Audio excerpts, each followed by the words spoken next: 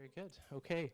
So hello, everyone. Thank you for joining us. My name is Peter Copeland, Deputy Director of the Domestic Policy Program here at the Macdonald-Laurier Institute. And thank you so much for joining us for a very important conversation today. We're not to be outdone by the King's visit. We're gathered here today not only to launch a new book, comprehensive take on MAiD in Canada, 2015 and onward, but to confront, I think, what represents a profound shift in Canadian society. In the span of just 10 years, we've seen what began as an exceptional measure for end-of-life context via exemptions to criminal code prohibitions on euthanasia and assisted suicide has grown into a system that now accounts for Canada's fifth leading cause of death.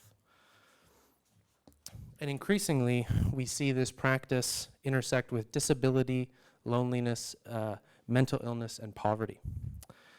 But today, I want to begin not with just statistics, but with something more human. Because I think too often in this debate, the concept of compassion, which is so central, has been flattened into a question of autonomy alone, of controlling one's final moments, of avoiding pain at all costs. But I would say that real compassion is something much deeper. It's the willingness to walk with people in their suffering, not away from it. To love someone not in spite of their weakness, but through it. So in caregiving, whether for an elderly parent, a disabled sibling, a friend facing terminal illness, is hard. It stretches us. And we need compassion for those doing the caregiving as much as the sufferers. But caregiving, is not just a burden. It also lifts us up. It draws us out of ourselves, and it's often in moments of challenge, hardship, and suffering that we grow closest to one another. And it's in these moments that I would say, in fact, some of the deepest bonds are formed. And in entering into another's suffering, we discover something profoundly human, that love, not control, is what makes life meaningful. It's love and care and concern, not just law, that ultimately alleviates suffering in its deepest form.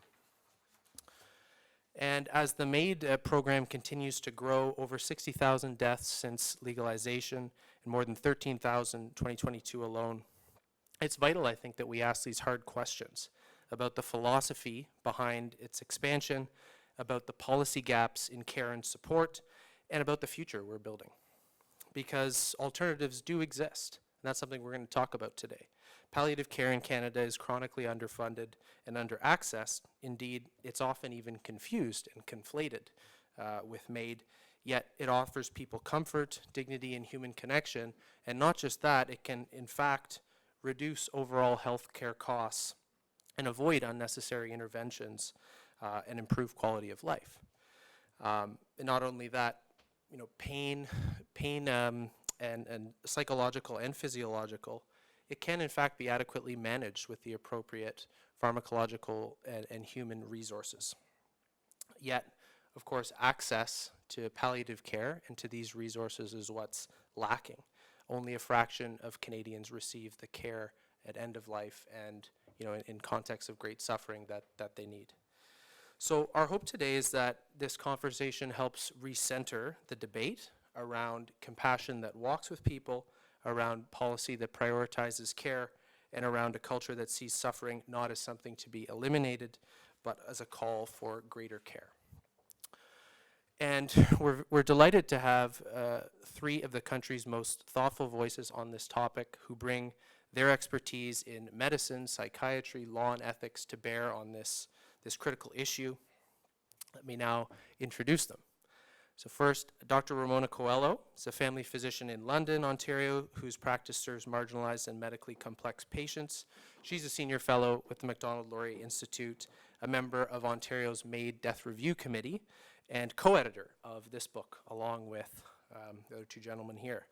Dr. Trudo Lemmens is professor and Skoll Chair in Health Law and Policy at the University of Toronto's Faculty of Law. His research spans bioethics, health law, and the regulation of medical practices, and he's a widely cited expert on the legal evolution of MAiD in Canada. And last but certainly not least, Dr. Sonu Gaind is professor of psychiatry at the University of Toronto and chief of Psychiatry at Sunnybrook Health Sciences Center. He brings a psychiatric and clinical perspective to the conversation with a deep experience in end-of-life care, capacity, and vulnerability. So without further ado, welcome our guests, and we'll get to it.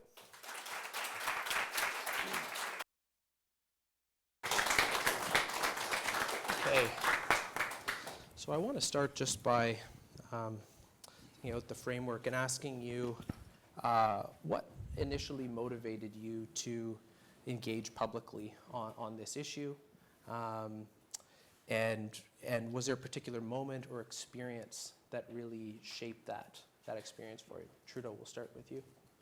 Yeah, so I've been teaching medical law, health law, and bioethics since the end of the 1990s, and I worked as a student already on issues around assisted dying, but it wasn't one of my key areas of research anymore. I followed the debates, I teach on the issues, but I was observing what was happening in Belgium and Netherlands because I'm originally from Belgium and I'm Dutch speaking. Dutch is my first language, so I could follow what was happening in Belgium and the Netherlands, read the reports, read the media reports, and I was already working on a chapter when the Carter decision came out. And I wasn't involved in the Carter decision on any side, but I was observing obviously what was happening. When the Supreme Court decision came out, I prepared my chapter faster because I was flabbergasted by the interpretation that was given in some circles to the Carter decision. The Carter decision, which, whether you're in favor of it or not, says that an absolute prohibition is unconstitutional. But if you read through the judgment, and you see that in our book, reflected in our book, you can actually read that quite restrictively as, okay, so some legalization has to be necessary, but what we were seeing after the Carter decision came out was this kind of groundswell of arguments by some advocates for a very broad legalization of euthanasia and assisted suicide, that this had to be broadly available as a kind of constitutional right, which I think, which really disturbed me and worried me, seeing how Belgium and Netherlands was struggling with containing the practice. Right. And so that's how I got involved in the debate. Okay, very good. We'll return to the legal aspect, but Ramona, I'd love to hear from you. Yeah, so for me, it's very different. I was a home care doctor in Montreal. I started practice 18 years ago, so before even the question of MAiD. And as a young physician, I would say I experienced therapeutic nihilism. I felt that perhaps I was taking care of people with very severe disabilities, people with dementia and severe addictions, and I wondered what I could really do to help these people. And it was in journeying with them that I learned that they were wonderful. A lot of their suffering could be helped, maybe not by me, but by other allied care workers, by community life and other solutions. And that actually I could help, and that things take time, but they get better. And I also realized that a lot of my own biases and terror, I have to admit, like I was a bit scared by some of the severe disabilities that I saw, that I didn't understand how people could live like that. It made me realize how biased I was. My bias against people who were elderly, my bias against people who had disabilities was perhaps coloring my idea of how badly their suffering was. So when I was in Quebec at that time, so when the Select Committee on Dying with Dignity happened in 2010, I testified that I had also seen my patients being totally treated terribly by clinicians in the hospital. In fact, I remember sending my husband down one day for one of my patients who needed to be admitted, and he saw two doctors fight in front of my patient about who had to take him. And so I testified about a rushed, overburdened healthcare system where biases about ableism and ageism exist, and the dangers that could pose for medical assistance in dying. And then I went on. I moved to London, Ontario, and because of the practice I had in Montreal, I attracted a similarly marginalized practice of a group of patients, very diverse. I take care of a lot of men out of prison, a lot of people with disabilities, and still mental health addictions. And when Bill C-7 happened, where they were expanding it for people outside of terminal illness, I dutifully reached out to my member of parliament to tell them I thought there was a problem with the legislation, and it really hasn't stopped since then. So it's interesting how we all come at it from quite different backgrounds, but end up on this stage together with shared concerns. And I think that probably pulls a lot of people in the room together, I suspect, as well. Because my background was very different. I actually was sort of involved in the area without knowing it for years, before we had any MAiD laws in the country, because my background clinically is psycho-oncology. I worked at Princess Margaret Hospital for a number of years and worked with patients and families as they're going through the process of illness, of facing their own deaths, of dying, and afterwards. And it's a sort of practice where people would say, that must be a really tough thing to do. All of our jobs are tough to do. It's incredibly rewarding to be able to work with somebody in that situation and help them live with dignity, to help them live with dignity with whatever time they have left. So that was all before the Carter decision. When the Carter decision landed, I actually then, this was happenstance, I was the president of the Canadian Psychiatric Association at that time. And up until then, they had basically said nothing on the topic. They hadn't weighed in at all. And obviously, at some point, this is an issue that might affect people with mental illness. Whether it is for mental illness or not, mental illness is so prevalent that even people who have terminal cancer, some have mental illness. So, I felt very strongly that we need to start to inform policy with evidence, inform it with some rationality. So that year, I actually spent my presidency year. We consulted with membership. We looked at the evidence across the world and tried to inform the upcoming policy as best as we could. Interestingly, the original bill C-14 in 2016, it had actually initially been drafted. Our understanding is that it would have included mental illness back then.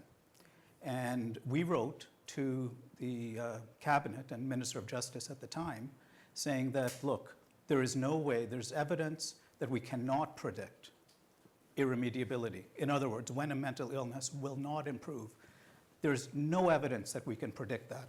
So what would we be providing assisted dying for in those situations? Within a week, the draft legislation was reported to have changed. And as people might remember, the initial legislation called for further study of mental illness, not that it would provide it for mental illness. So that was my initial involvement.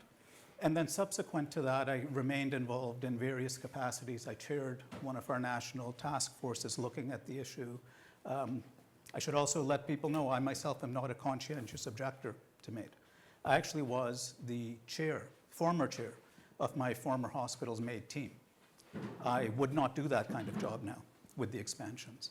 But, so I'm not a conscientious objector, but with all these expansions that have been happening, I frankly have come to see how irresponsible, in my view, I think they are for risking our most marginalized to get state-sponsored death for reasons that most of us in the room would be shocked by.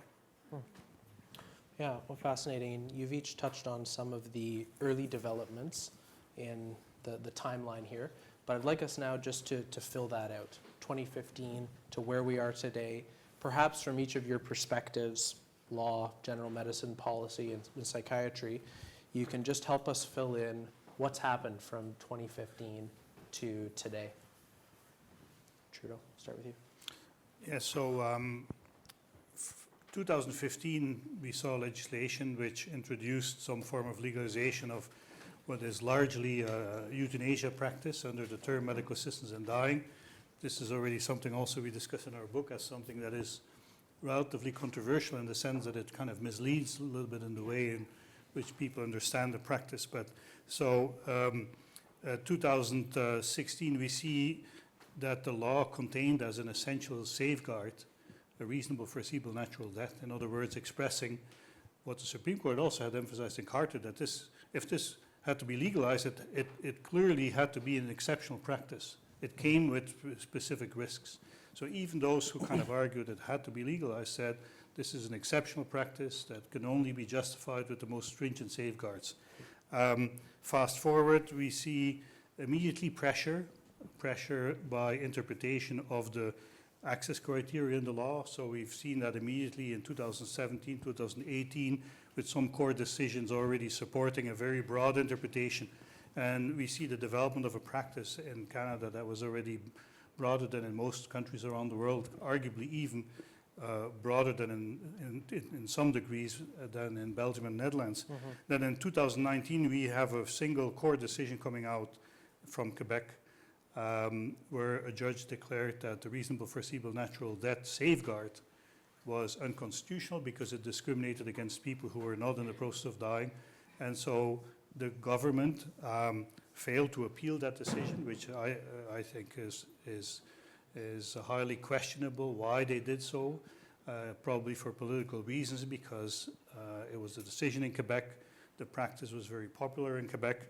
So in 2021, in the midst of the pandemic, the government pushed through, under leadership of Minister Lametti at the time, a new law which not only removed as a safeguard reasonable foreseeable natural death, because it was still kept in the law, but now more as a criterion to decide whether you had a longer evaluation period or not. But we also see then the removal of safeguards that exist in many of the other jurisdictions that have some form of legalized euthanasia or assisted suicide, such as a reflection period.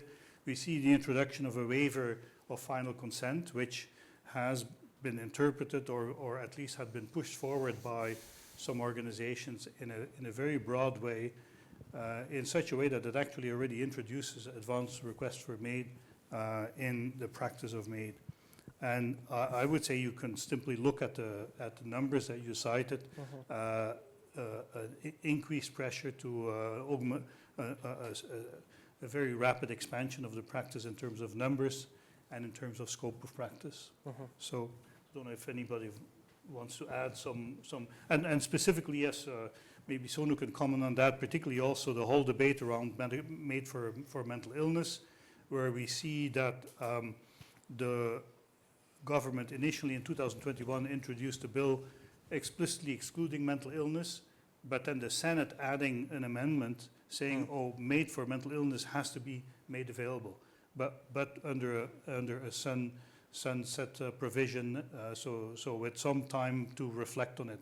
And this was in the last, under the Trudeau government, expanded again until 2027. Yeah. So this will be the kind of the big new thing. Do you want me to next, or do you want me? It's up to you. Just very quickly, like in medical practice, what I've seen on the ground, initially like framed as an exceptional procedure,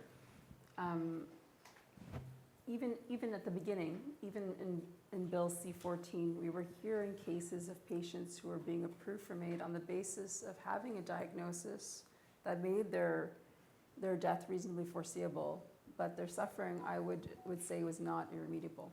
It was like loneliness or lack of access to community life, being placed in an institution, lots of different things that were already concerning. And then with the expansion, I have patients now. I've had several widows who are grieving who have asked me, they said they've been told by people in their community that they could get a lethal injection for their suffering when they're grieving. And that is very sad. And I've actually had patients who've been approved for things like, where the major driver of their suffering is mental illness. So like alcoholism and addictions and things like that. And for a long time, we were being gaslit by the Parliament, even in the media, that our stories were, thin on details, or we weren't sharing the whole story, and MAiD providers are professionals, and this wasn't happening. And then we have the leaked documents from the MAiD providers themselves that the Associated Press got their hands on, where MAiD providers are grappling with these cases that they are talking about that are going forward, like MAiD for poverty or housing insecurity or loneliness, or even one case like obesity. So all these cases have come to light. And then you see a shift also. You see articles coming out. Mullen published an article about how actually MAiD for psychosocial suffering is actually harm reduction. This is allowing people choice. And I think that as more and more people hear about these cases, we're starting to see some pushback. So there was a study that came out of Toronto looking at narrative reports of families and how they experienced MAiD. And 1/3 of them saw it as a dignified death for their loved one. 1/3 of them felt that the procedure was not what they expected. It was not pleasant. And with not wasting too much time, actually, somebody came to my office and told me about an experience that I validated now, like I know it's true, but they were invited to a MAiD death at the home of their neighbor. And after the MAiD provider left and they were all hugging the person's body, he got up and he was gasping and in pain. And they ran to the car to get the MAiD provider to finish. So 1/3 of this is an actual personal story that was told to me by a family, but 1/3 of the people in this narrative report found that the actual procedure was not what it was sold to them as like a peaceful, beautiful experience. And 1/3 found that it was driven by unjust causes and so was also traumatic for them and undignified. So you see like these emerging kind of discussions that initially were suppressed or gaslit I think are finally coming to the public. So I'll comment on that in both some of the points that both of you made in terms of the process, the numbers, and then also the emerging narrative. But in terms of the process, Trudeau mentioned the decision to expand MAiD to soul mental illness. Just to rewind on that briefly, this is the extent of discussion and debate that actually had. For 1 full year prior to Bill C-7 actually being tabled, the government had said that MAiD for soul mental illness would not be provided for.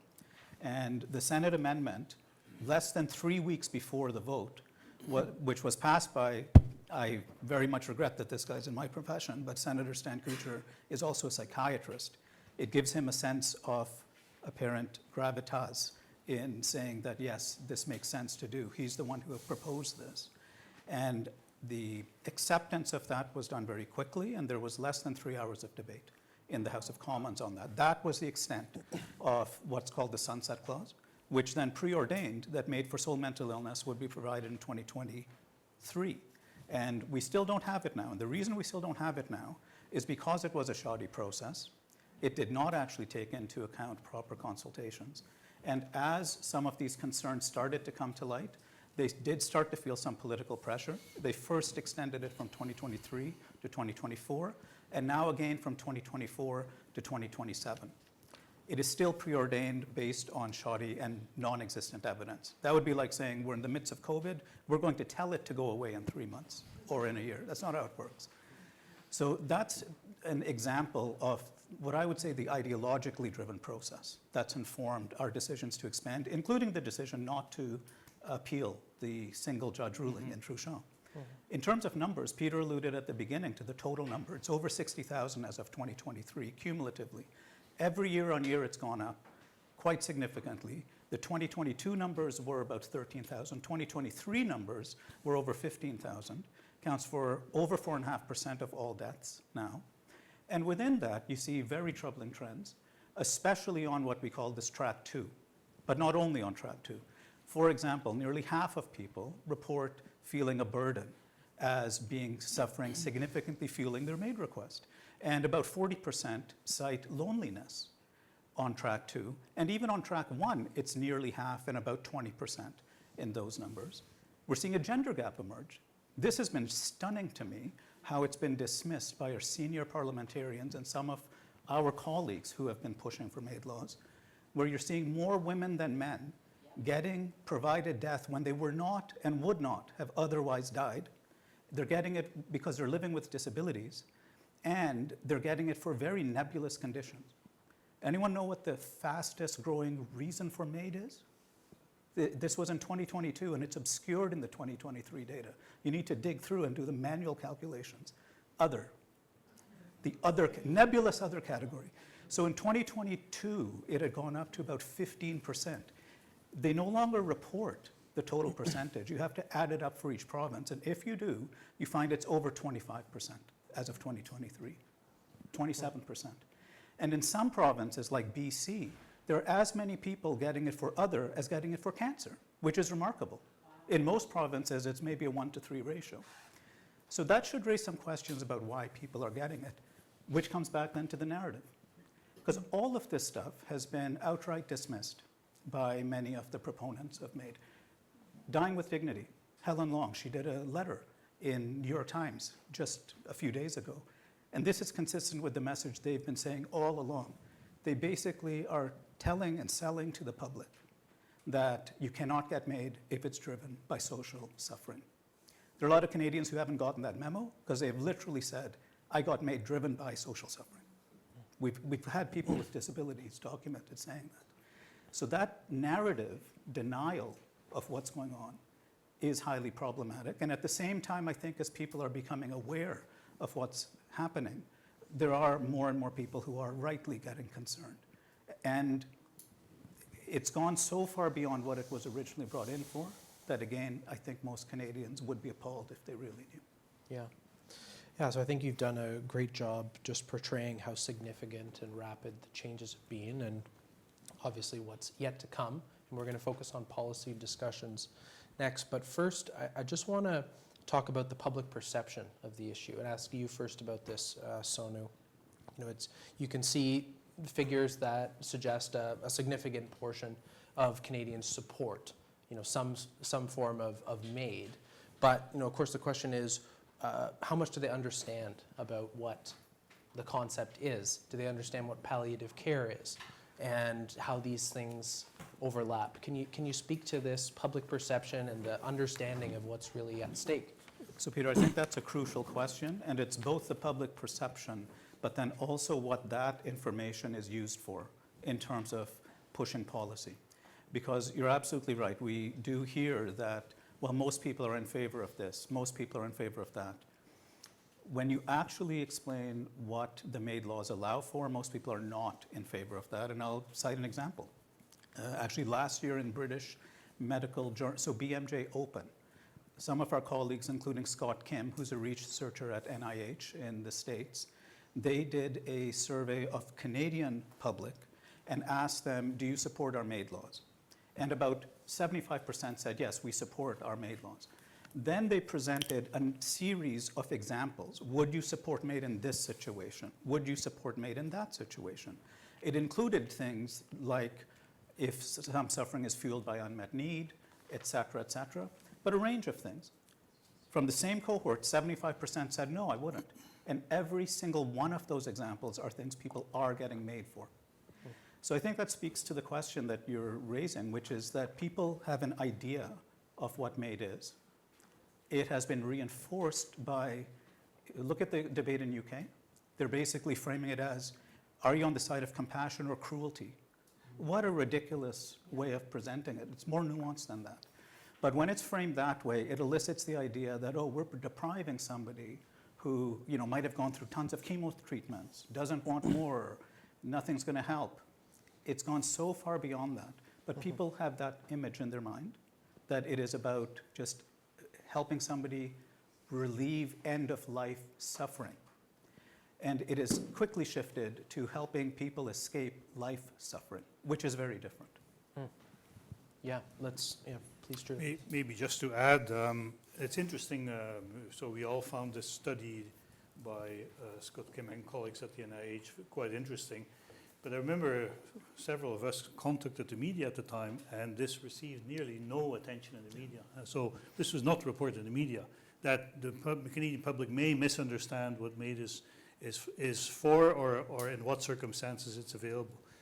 I even didn't know, and I had a colleague in Quebec who sent me recently 2 studies that were undertaken about the understanding of MAiD in Quebec at Macdonald-Laurier.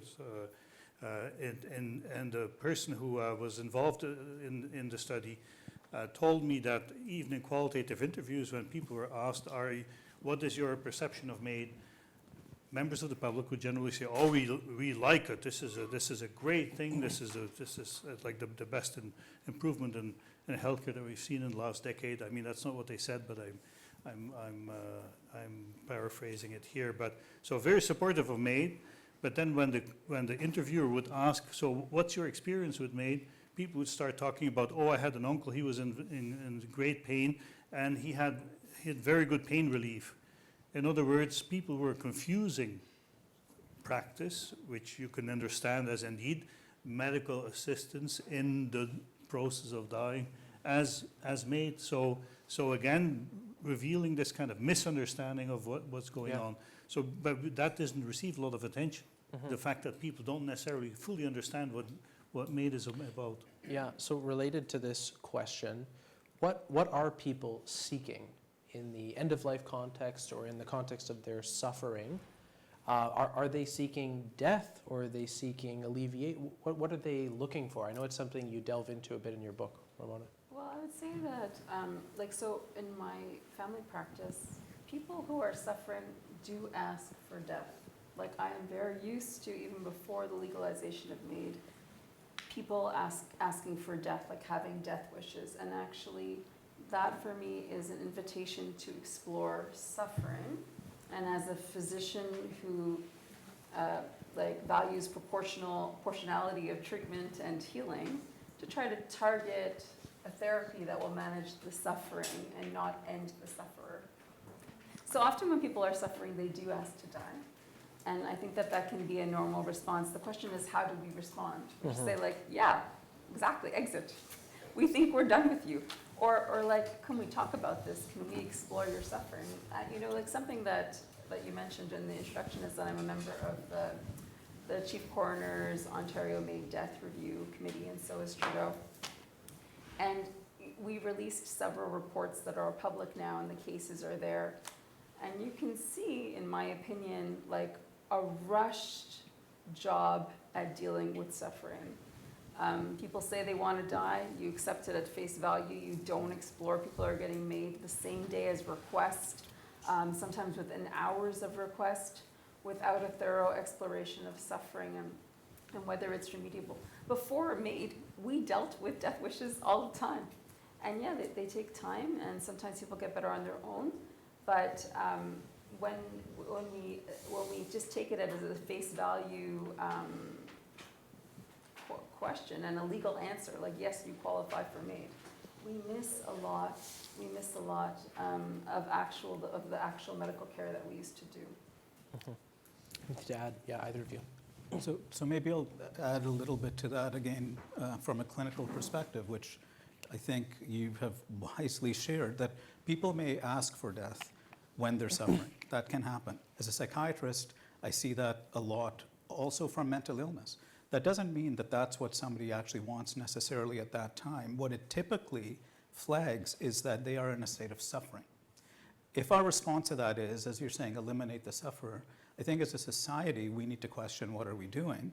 But what's quite surprising is that a lot of people are acknowledging this and still thinking the expanded MAiD pathway makes sense. I was on Irish News Talk radio show with one of the Dying with Dignity board members a couple of weeks ago. She literally said the same thing, Chantal Perrault. She said, most people who seek MAiD, they don't want to die.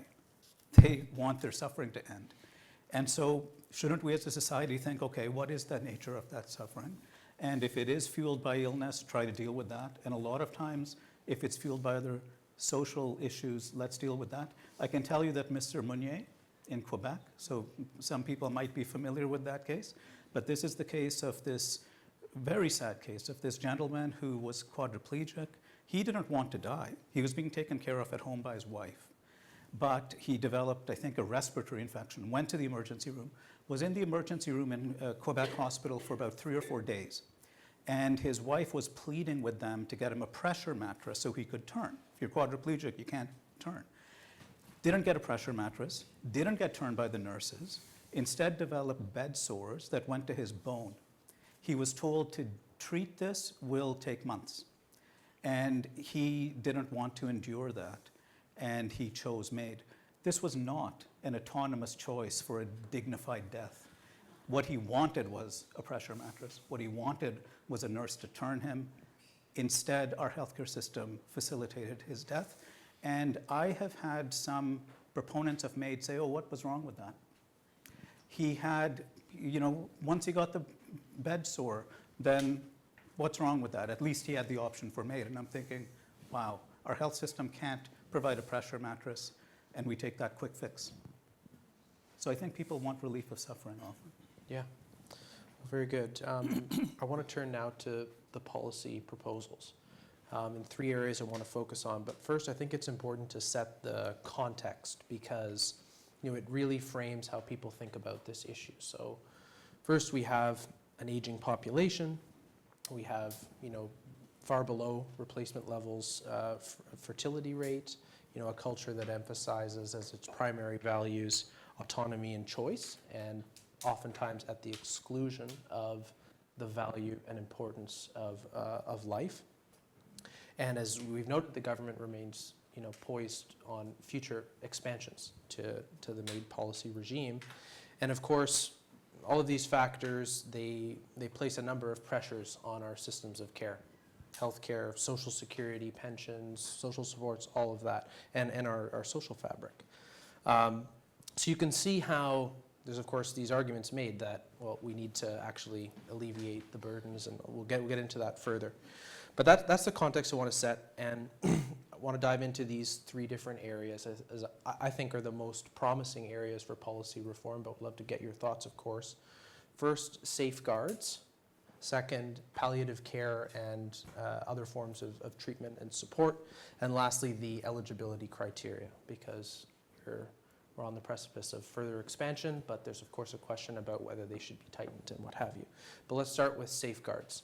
So first, what safeguards were initially put in place when MAiD was introduced, and then how have they changed over time?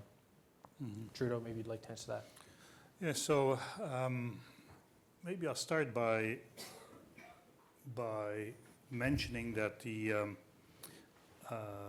International UN Committee on the Rights of Persons with Disabilities recently expressed in a report that again didn't receive sufficient attention in the Canadian context, that it issued a strong recommendation to basically go back to the drawing table and withdraw Track 2 MAiD. So this was a strong recommendation based on listening to concerns about disability rights organizations, listening to the government.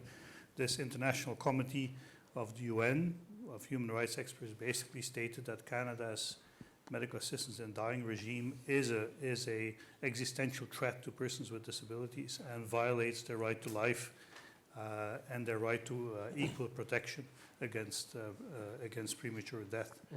And so I would say an essential safeguard was, in the beginning, that MAiD should only have been available when persons were approaching their natural death.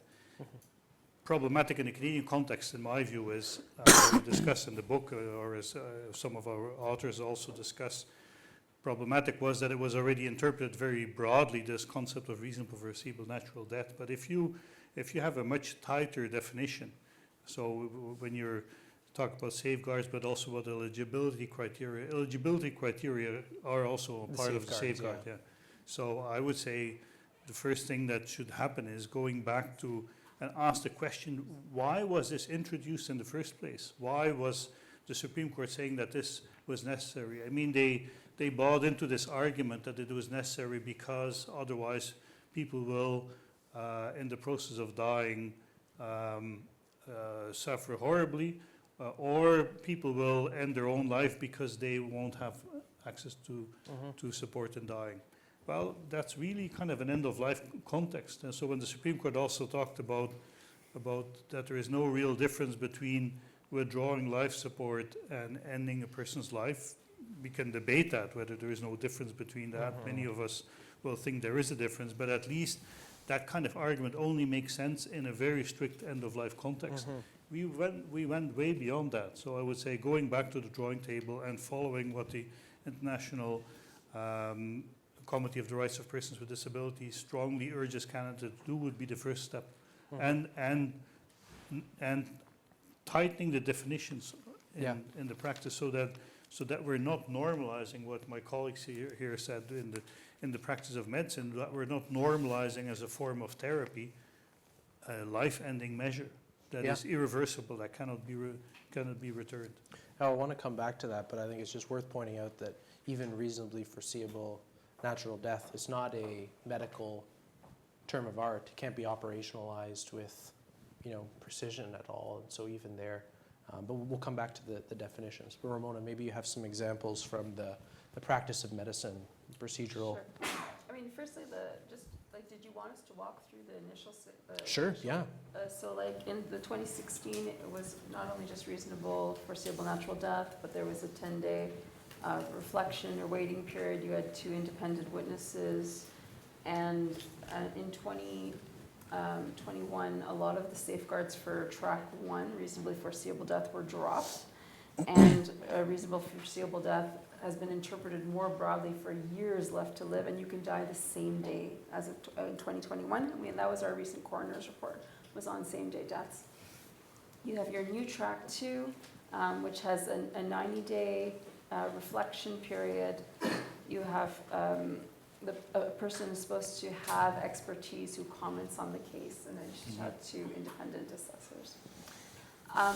In terms of the enforceability, again, of all of this, I would say it's been very poor. There's no monitoring system. Like the federal government collects data from MAiD providers only after the fact.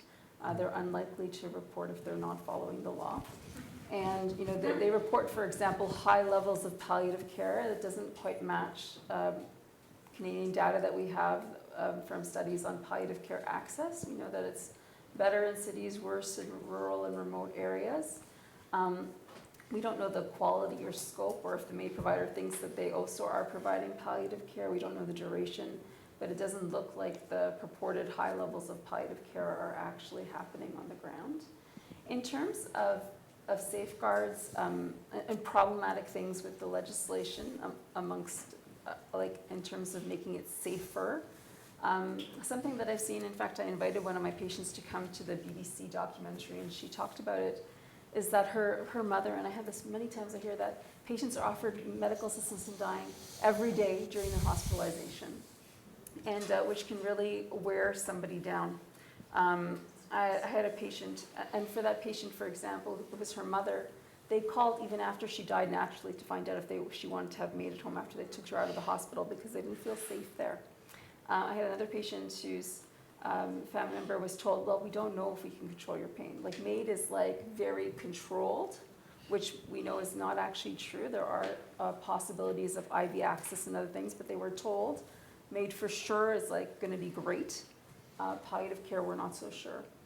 And so that kind of unbalance and pressure that it could put on patients, and actually the CAMAP, which we kind of touched on, but we get to much more in our book, the Canadian Association of Medical Assessors and Providers, is basically like an ideological group tied with Dying with Dignity that puts itself forward as almost like a medicalized group that's supposed to teach MAiD people what to do, and that's what the government has funded them for. And they have documents where they suggest bringing up MAiD to patients. And I think that that's a very dangerous practice. And then Health Canada has actually kind of said, yes, we have our model health standards that also say that. I think something else that's very dangerous is the effective referral. So, this idea that patients won't get MAiD if you turn them down. But what's happened is that you have patients who just get funneled to the most lax MAiD provider. So you have MAiD providers. There are cases that have been in the news of people who have seen 6 MAiD providers, all who didn't feel they qualified, but keep referring them back to the care coordination service until finally they find a MAiD provider who will give them MAiD. And so you can have doctor shopping in our legislation that is actually kind of mandated and encouraged by the policies that exist. I think that the lack of mandated psychiatric input, so in one of our reports that we have on the coroner has that we were involved with, was you see patients, there's no capacity assessment. So some of you guys who know me know my father died just a few months ago, and to declare him to not have capacity for his finances, we had to produce documents. They had to interview us all separately. They had to interview my dad. In one of our reports that you can read, a MAiD provider showed up for someone who had made inquiries. So it's not even like he was interested in MAiD, but by the time the MAiD provider had come, he had lost capacity, as is documented in the chart. And the MAiD provider withheld his meds so that to make him more alert, meaning he withheld his pain meds and shook him and got him to blink and nod and gave him MAiD based on that capacity assessment. Yes. Informed And, consent.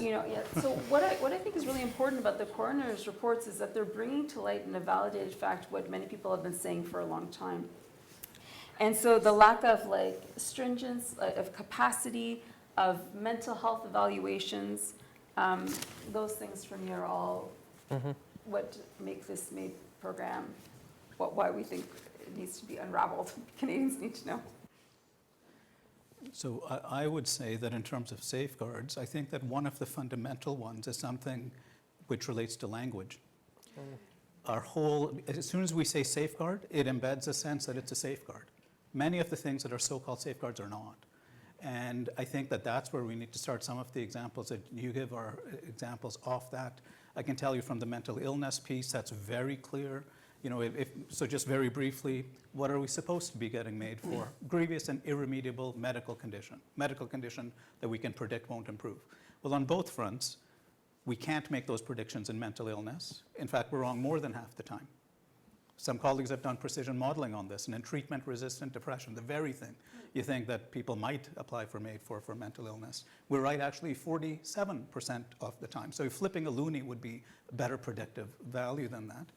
The other thing we've been reassured of by safeguards, including CAMAP and our parliamentarians, we had a former Minister of Health, Carolyn Bennett, say that, oh, don't worry, MAiD assessors are trained to eliminate people who are suicidal. Bad choice of words. Bad choice of words. I know what she meant, to filter out, but frankly, it might be the most profound Freudian slip a parliamentarian has ever delivered, because what the actual evidence shows is that we cannot do that. We don't know how to do that. So the first thing about safeguards is they need to actually be safeguards, and many of ours are not. The other thing about language is I find it disturbing to read even the Health Canada reports, because they almost come across as a glossy brochure saying, don't worry, nothing to see here, everything is fine. They actually used to have, up until this year, they used to have these case examples of, this person got MAiD for this reason, this person, and they're all like, oh, how compassionate, how nice. One of the things we know in suicide prevention to avoid suicide contagion is you don't report things in a glorified, romanticized way. Their reports literally did that. This past year, so I've mentioned 15,000 MAiD deaths in 2023, less than 2% of healthcare providers are involved in MAiD assessments and provision. About 2,000 roughly. There are about 100,000 in the country, so about 2,000 are involved. Of that 2,000, less than 100, 89 are involved in about a third of all provisions. So those 89 provide over 5,000 MAiD deaths. And the way Health Canada frames that, rather than thinking, should we be thinking about what this means? Because we've had some, like Ellen Wiebe, who has said it's the most beautiful thing she does, right? They frame it as, it's clear some people are developing specialized expertise. So nothing to see here. So I think the language is very important. And the last thing that I'll end on this, as you were talking about the CAMAP stuff, this is how they teach in their curriculum to screen out suicidality in mental illnesses. They say it takes 10 minutes to go through, and that includes a 4-minute video. So I guess 6 minutes to do the rest. And it basically focuses on, is the person planning on ending their life themselves, and are they impulsive? Neither of those things filter out true suicidality. Most suicides in North America are not impulsive. And so here are the questions, for example. And think about answering them if the person's in front of you for a MAiD assessment. So Dr. Coelho asks me, are you having thoughts about suicide? Yes, Dr. Coelho, I want to end my life. That's why I'm here. Do you have a plan for how you'd end your life? Yes, Dr. Coelho, you are my plan. Do you have what you need to carry out your plan? Well, I assume you do. Have you set a time to go through with your plan once you give me the final appointment? And what keeps you from acting on these thoughts? I'm waiting for the final appointment. That's how they filter out suicidality. That's not a safeguard. Shocking, yeah. Can I add one thing that we all, we know it so well that we didn't emphasize it sufficiently yet, but one of the remarkable things in the Canadian MAiD law is that you can actually have MAiD even if effective medical therapies are available, that in all likelihood will address the issues that you're facing. And Belgium and the Netherlands are the other very liberal euthanasia regimes that are often cited, but they at least emphasize in the law that a physician has to agree that there are no other medical options left. So in practice, when a patient then systematically refuses therapy, it may also trickle down to the situation where nothing has helped because the patient refuses all care. So refusal of care is a fundamental right that people have.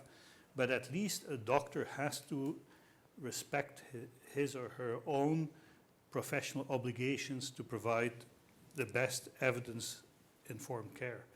And cannot simply say, oh, by the way, we have therapy available for you, or MAiD. And when the patient says, I only want MAiD, then the doctor has to say in Belgium and Netherlands, sorry, but as a physician, I know that these things will help. I cannot provide euthanasia or assisted suicide. You should explore these things first. In Canada, with the way in which the law is framed and the effective referral systems exist in Ontario and other provinces, a doctor who is faced with a patient who systematically says, I know there is effective therapy, but I want to have MAiD, would have an effective referral obligation, which in my view would fundamentally undermine their own professional integrity when they know that there is a standard effective therapy available. I find it astonishing that the medical associations have not strongly objected to that kind of law, that they actually have bought into it, that, for example, in Ontario, with effective referral systems, that they've actually kind of bought into this idea that, oh yeah, there is MAiD, and then there is normal standard care. So I think it's an example of a real ideologically driven overemphasis on death as a form of therapy that kind of bypasses everything else. Yeah, shocking to say the least. Let's move on to eligibility criteria, though. Of course, this is much of this has been driven, yes, by activism, but originally through the law and striking down prohibitions. And so I want to get your sense on what you think should be done with eligibility criteria going forward. What should be removed, what should be tightened, and perhaps, maybe Trudo, you could comment on this. A practical consideration is about what the law can withstand. Can certain eligibility criteria amendments even withstand further challenge in our current, judicial philosophy environment? Yeah, so I think we, very often people will invoke, it would be unconstitutional to X or Y. Well, let's see. So, for example, the fact that the Truchon decision was not appealed is a real problem, because we don't know what the Supreme Court would have said about the reasonable foreseeable natural death. It's clear also that in the constitutional system, provinces can actually enact rules that they think are important to improve safeguards in the system. So if we say that from a healthcare perspective, there are problems with how MAiD is being practiced, provinces could enact stricter rules. Yes, it may be contested and it could go through the courts, but we actually have never given the Supreme Court an opportunity to deal with the question whether certain stricter interpretations or certain clarifications of the definitions would be constitutional or not.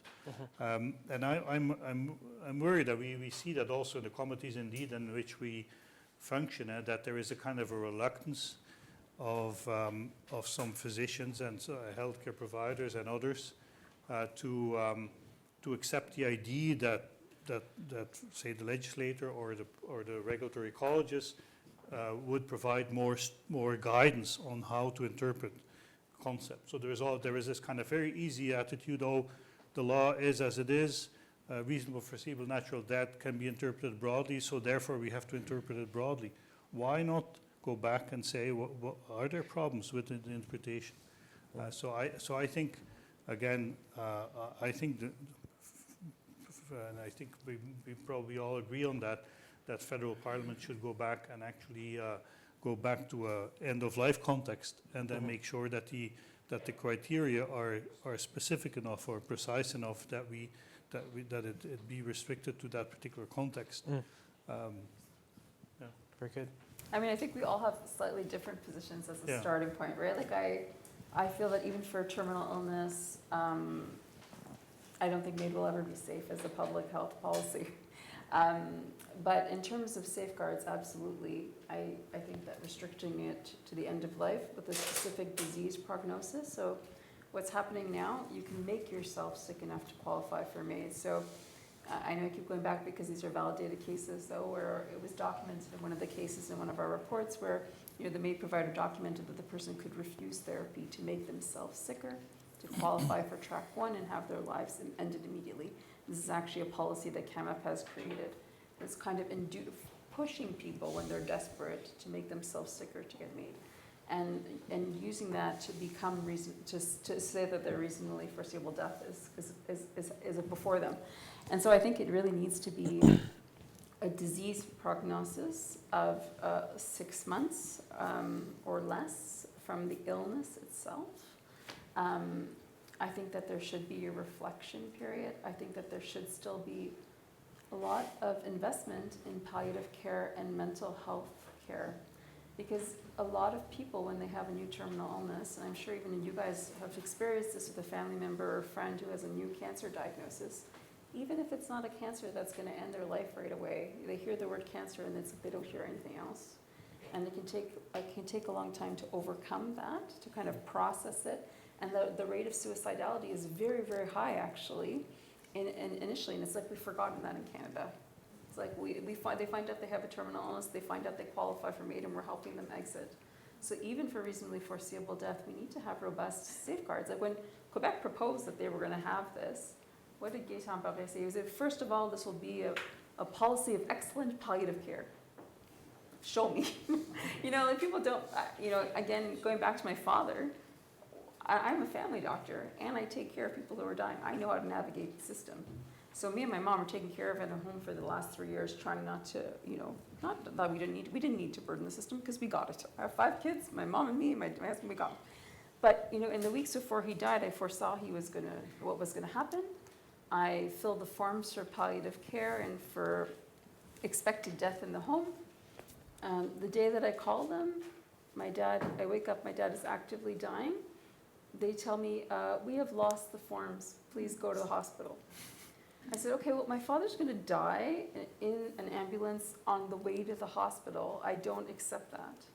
And it's because I'm a family physician that I could argue with them, right? So then they come to the house and I have a carbon copy.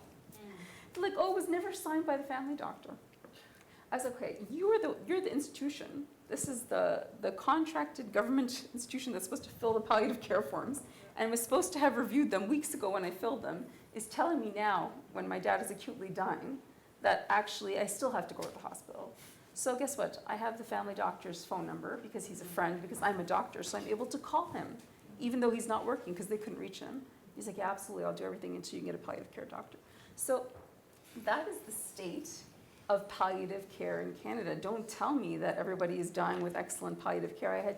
Even myself had to fight for it. And it's like unfair. I had an unfair advantage that most Canadians don't have. So for this law to be safer, we have to have real palliative care. So on the issue of the eligibility criteria, following up on what Ramona was saying, you know, people can still have an opinion on whether they think it should be provided for X, Y, or Z. As you narrow the eligibility criteria, though, it does change certain things. So the 6-month criteria, for example, if you look at a place like California that has similar population as Canada, introduced assisted dying laws around the same time, but has much tighter criteria, they have a few hundred MAiD deaths a year, not 15,000. And so it does change not just the numbers, but the nature of suffering that people go for and the predictability. You mentioned this earlier, Peter, about we're not great at predicting things necessarily, but when we do a prognosis of, say, 6 months or a year, we may not be so great at that, but we're a heck of a lot better at that than, oh, you have 5 years to live or 10 years to live. Our current track 1 allows up to about 10 years to live, and frailty and age come into play there too. Even there, you don't need to be on death's door by any means.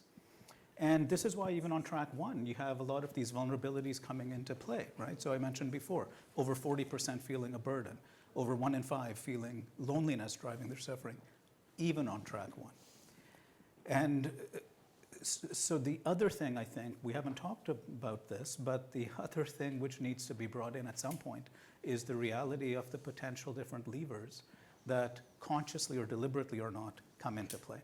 MAiD is less expensive than care, especially if you have somebody who is living a longer time with a disability and needs both care and care in the community.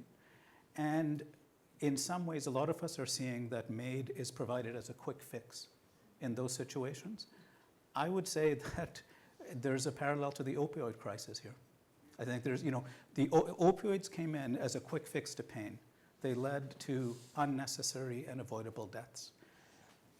Does anyone really think that if our healthcare system becomes dependent on the cost savings of MAiD over care, that we're going to be able to extricate ourselves and now say, no, we're going to spend way more money on providing care instead of death?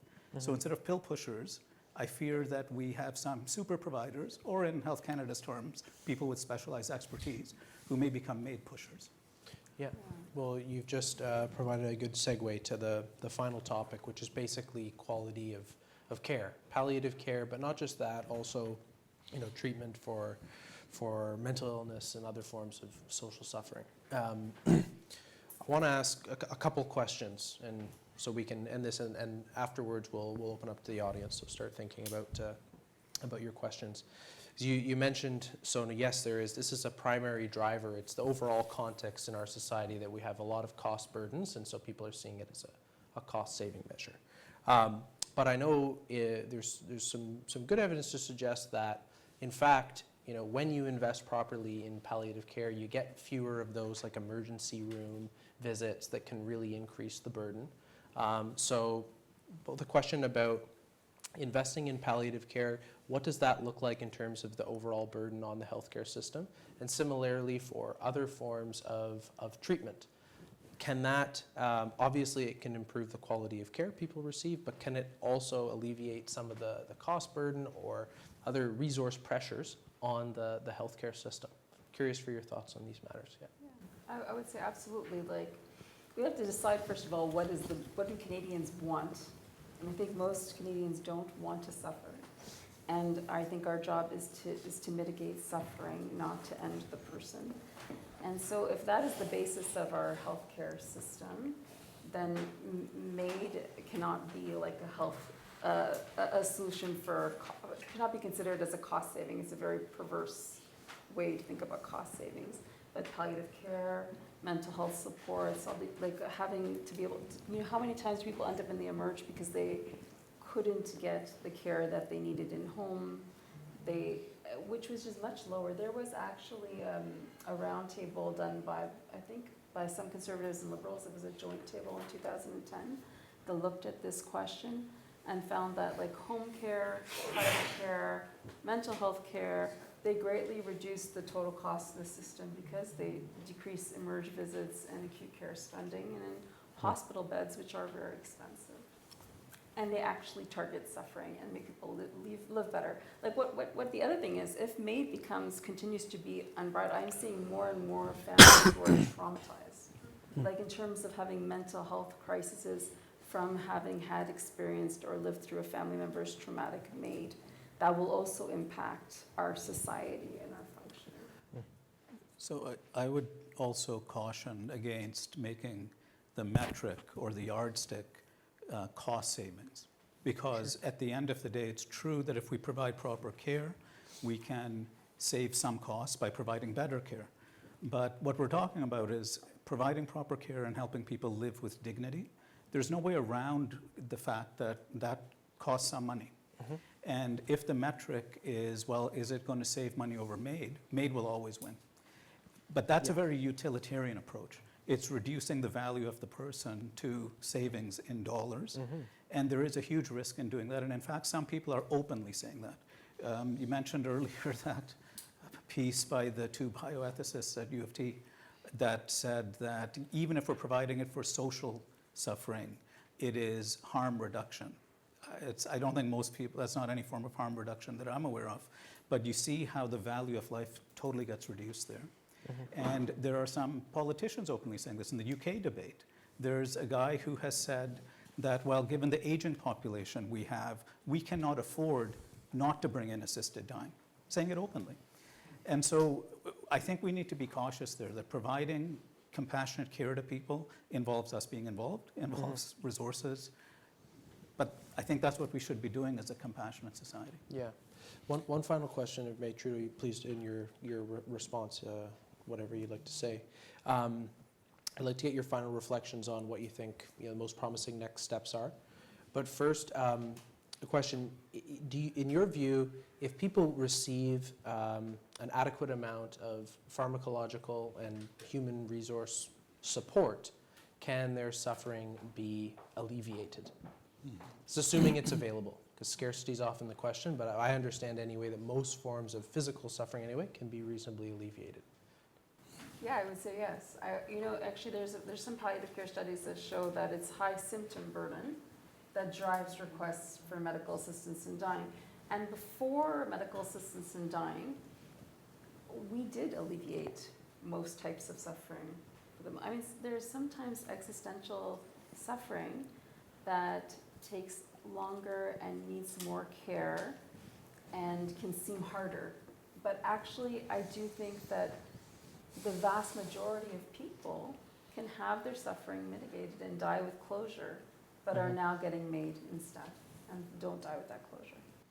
Yeah. Maybe to add to that, so I always have been mesmerized by the fact that when the Health Canada reports started to come out and provided the reasons why people say that they suffer intolerably, that there was not more outrage or at least or more concern expressed about the reasons given by people why they're asking for MAiD, because you see that a large group are asking for it because they are in pain or are afraid of pain, which means that we're either not providing adequate care or not reassuring them that they actually can get timely and adequate care, which indeed studies show can adequately be done in most of the cases. We see people asking, close to 50% of people asking because they feel that they're a burden, or they're worried about being a burden on others and on society and on caregivers. We see, and certainly in track 2 cases, 50% asking for MAiD because they say that they're lonely. That's an indictment of our society. And we somehow don't see outrage in more outrage about, are we offering people death because of that? That seems kind of such an indictment of our failures, of our social system, of our healthcare system, and yet it's reported that. So when people talk about MAiD, then they say, "Oh, you see, the Health Canada report showed there is no problem with the practice." I see red flags everywhere. Anyway.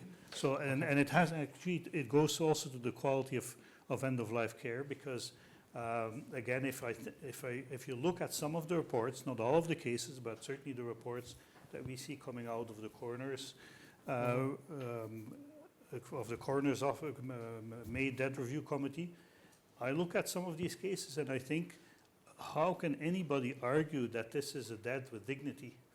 This is not an expert who sits down with a patient and helps them through a difficult process and helps them to die. This is fast, in some cases fast, radical, short-term exposure between a physician and a patient, and boom, their life is ended. I don't see what other people say is in there as a kind of a dying with dignity. I see that as actually a worrisome, unspecialized care. Yeah, okay, just before we go to audience questions, I'd love to hear succinctly from each of you, what are the most promising signs on the horizon and the most salient, impactful policy or other intervention that you think should be undertaken?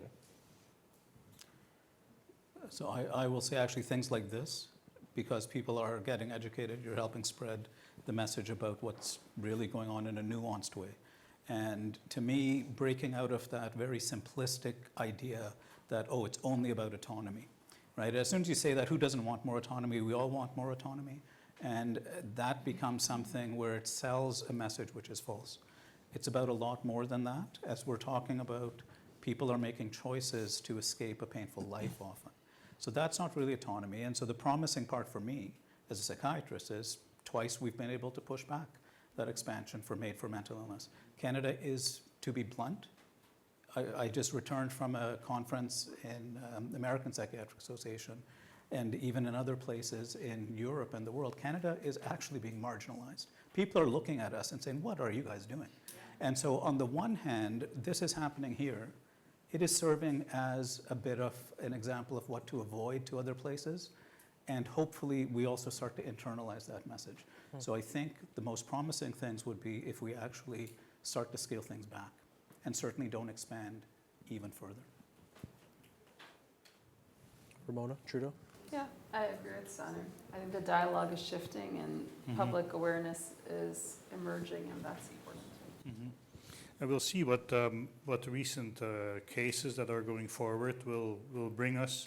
So there is a charter challenge by 2 persons with disabilities, supported by disability organizations, who are challenging Track 2 MAiD, basically arguing that that offering people who are not in the process of dying, who are disabled, fast access to death deprives them of equal protection against suicide that other people who are not disabled are still receiving. So because if you're not disabled and you say, oh, and actually my life is no longer worth living, I want to have MAiD, a physician could be prosecuted under the criminal code for murder.